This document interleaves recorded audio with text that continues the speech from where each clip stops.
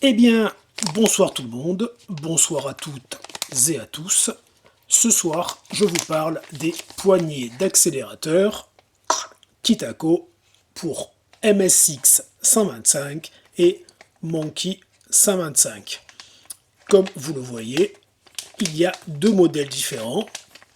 Le modèle pour MSX 125 Grom est conçu pour toutes les séries depuis le début, donc JC61, JC75, JC92, alors que le modèle pour Monkey 125 est spécifique au modèle JB02, donc les premières séries de Monkey 125. Alors, qu'apportent ces poignées au Mini 4 temps 125 Honda? Il s'agit de tubes d'accélérateur qui réduisent la course de la poignée. J'espère que vous avez compris. C'est-à-dire que vous tournez seulement d'un quart de tour par rapport à celle d'origine où il faut casser au niveau du poignet pour aller à fond. Ça réduit donc la course au niveau du câble accélérateur, donc de la poignée. Je vous montre la différence qu'il y a entre les deux. Donc vous voyez, je ne sais pas si on voit bien la caméra, oui je pense que c'est bon là. Les orifices dans lesquels viennent prendre position les têtes de câble, les embouts de câble, sont relativement espacés sur le modèle destiné au MSX. Et par contre, celui du Monkey, vous voyez, c'est plus serré, c'est plus rapproché. Donc le modèle pour Grom est plus polyvalent, puisqu'il se monte sur tous les modèles de la marque, donc, tous les modèles de la série Honda, la marque c'est Honda, donc vous m'avez compris. Alors que le modèle pour Monkey n'est compatible qu'avec le JB02, comme indiqué sur l'étiquette. Je vous mettrai bien évidemment les liens pour commander le modèle que vous désirez sur notre site Okeiri Japan. Comme d'habitude, je pense que vous commencez à connaître le fonctionnement et le but de ces vidéos, puisqu'elles servent à faire découvrir les pièces japonaises que j'exporte directement du Japon et que je vous livre par la poste japonaise dans un délai de 1 semaine à 10 jours. Bon, c'est vrai que j'ai tendance à me répéter lorsque je parle des ventes, mais je pense qu'il y a des personnes déjà qui découvrent mes vidéos. Je souhaite d'ailleurs la bienvenue à ces personnes. Et les personnes qui connaissent le fonctionnement du site, voilà, c'est uniquement un petit rappel. Voilà, j'ai reçu lundi, un gros carton de chez Kitako. Et je profiterai de cette fin de semaine pour vous faire découvrir les pièces qu'il y a dans ce carton. Enfin, je l'ai monté à l'étage exprès pour montrer les pièces, c'est dire à quel point je m'investis au niveau de la chaîne. Donc je vous montrerai les pièces que j'ai reçues. Il y a un peu de tout, hein, dont des pièces qui ne sont pas destinées à des mini 4 temps, mais qui, je pense, pourront intéresser les personnes. Je dis pourra parce qu'il n'y en a qu'une en fait. Il s'agit d'un bras oscillant rallongé, BIMS, pour Yamaha TW 125 et 200. Enfin ici au Japon c'est 200, mais pour le marché export c'est du 125. Ouais. Bien que la TW 200 ait été exportée en France, mais n'a pas eu un succès très important, vu que la cylindrée était un peu bizarre. Les gens en France, bon, ils achetaient les Yamaha TW 125 à l'époque, hein. Même si, comme je vous l'ai dit, quelques modèles en 200 ont été vendus, Mais la cylindrée correspondait à un permis gros cube.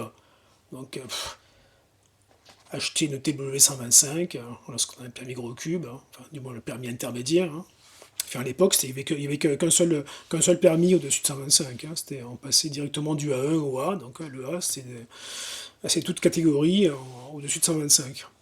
Donc maintenant, la loi a un peu changé entre-temps, vu qu'il y a le permis jusqu'à 400. Mais malgré cela, je ne vois pas qui achèterait une TW200 en France alors qu'il a un permis, même moto légère, qui va jusqu'à 400. Donc c'est le double de cylindrée. En tant qu'à faire, autant rentabiliser l'argent qu'on a consacré au permis voilà. Et le temps qu'on y a mis, aussi bien en théorie qu'en pratique. Voilà, donc je vous montrerai ce bras oscillant demain, même si c'est un long carton. Enfin bon, pour ceux que ça intéresse, sachez que je propose également des pièces de TW200. Je vendais à une époque beaucoup de selles, de la marque Evans, entre autres. La Kitako aussi, la Flat, Kitako Flat, qui avait beaucoup de succès. Il y avait aussi des garde-boue courts. Il y avait aussi la tôle qui se mettait au niveau du garde-boue arrière, donc le Fenderless Kit. Enfin, ça, c'était la grande époque. Je vous parle de ça il y a quand même une vingtaine d'années, quoi. Mais je ne sais pas. Après, je pense que il existe encore un fonds de clientèle pour les pièces custom pour TW200, même si bon, le véhicule est ancien, il n'est plus diffusé, il n'est plus vendu par Yamaha. Donc c'est vraiment des aficionados, je dirais, des purs et durs du custom sur TW200 qui me contactent.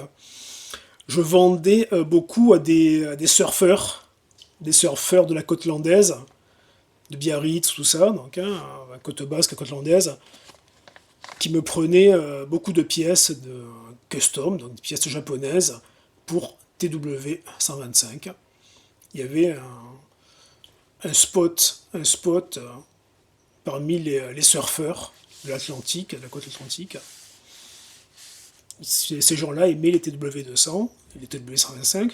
C'est vrai que j'ai tendance à dire TW200, vu qu'ici au Japon, il n'y a que le seul modèle qui existe. Donc quand on dit un TW, on pense de suite au 200, voire au 225, vu que les dernières séries injection étaient en 225. Donc c'est vrai que voilà, je pense, quand je parle de Yamaha TW, c'est le 200 qui me vient tout de suite à l'esprit. Alors qu'en France, on dirait plutôt la 125. Bon, voilà. Réglementation locale oblige. Et oui, donc les surfeurs aimaient les TW et faisaient du custom japonais. Et je me faisais donc un plaisir de les fournir en pièces japonaises. Je pense d'ailleurs qu'il y a encore des véhicules qui ont été préparés à l'aide de mes pièces, qui roulent encore sur la côte atlantique. Il n'y a pas de raison. Donc, voilà, donc. Mais c'est vrai que j'étends ma gamme de pièces, enfin mes gammes de pièces que je propose sur le site ou sur eBay, donc vu que j'ai une grosse boutique eBay avec plus de 50 000 références, près de 55 000 d'ailleurs.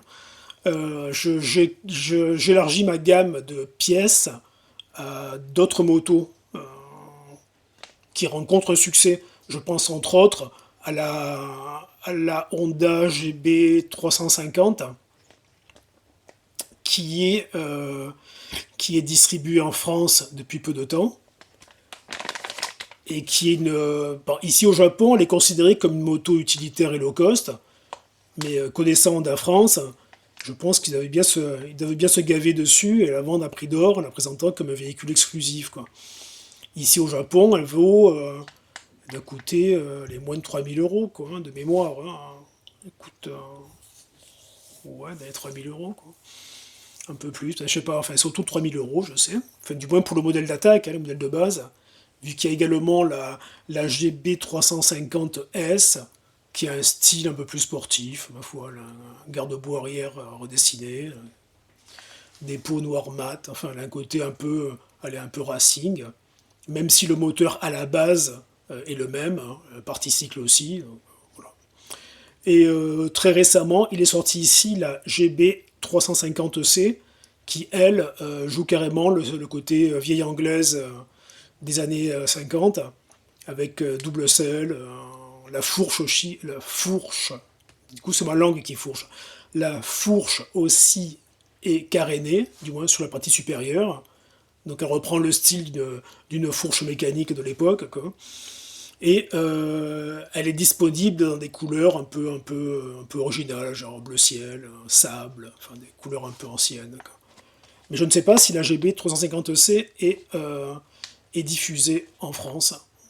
La GB350S, c'est sûr, vu que j'ai des clients qui m'ont pris des pièces en France. Mais je ne sais pas si le modèle d'attaque, donc la GB350 normale et la C, sont diffusés en France. Je compte sur vous pour me le dire en commentaire.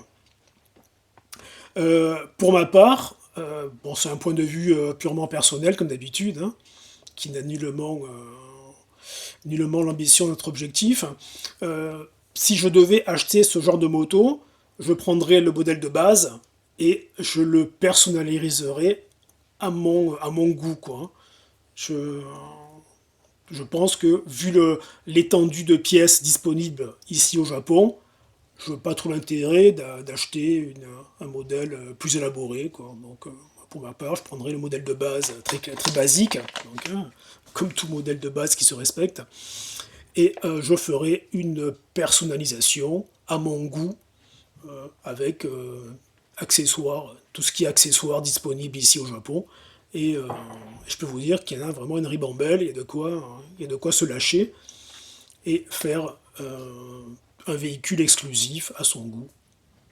Rien qu'avec les pièces, le Bolton, donc, c'est-à-dire vous levez la pièce d'origine, vous mettez celle en aftermarket, et voilà, qu'il n'y a pas besoin d'avoir des compétences particulières en mécanique, hein, pour personnaliser ce genre de moto.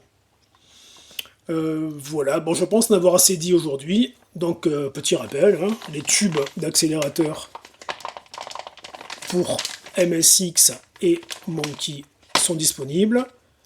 Petite précision concernant le modèle pour MSX, le numéro de référence a changé.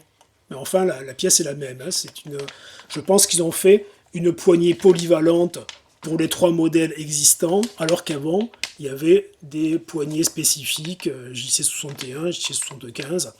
Donc ils ont adapté une poignée qui correspond à tous les modèles.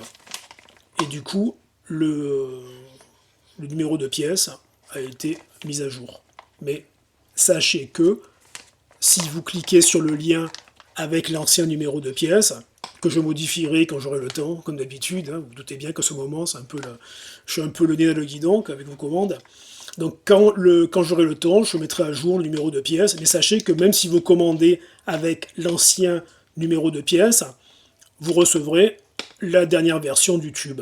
Voilà, donc le tube qui correspond aux 3 modèles, qu'on se le dise.